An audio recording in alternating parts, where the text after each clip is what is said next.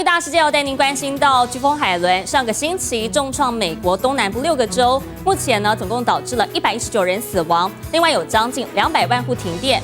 由于还有600人失联，国土安全部的官员表示，死亡人数有可能会增加到600人。善后工作目前还在进行当中。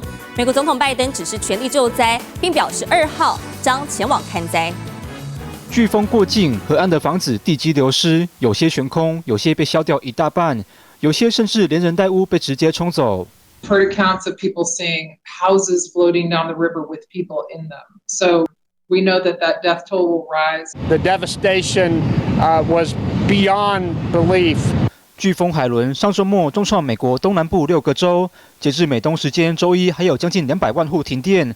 重灾区北卡罗来纳州满目疮痍，居民生活用水跟食物全都得靠救济。总统拜登下令动用一切可用资源投入救灾善后，并将在2号前往看灾。And to the survivors, I want you to know the administration is going to be there, and we just talk about this until we finish the job.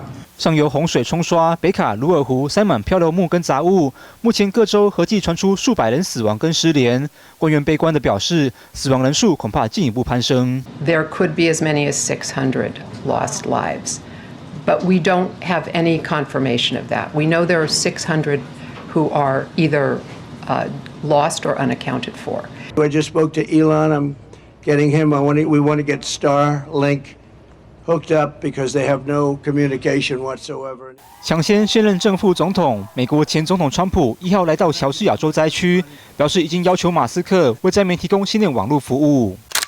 川普在社群平台也没闲着，看到贺锦丽抛出听取灾情简报的照片，立刻点出耳机根本没接上手机，质疑贺锦丽作秀摆拍。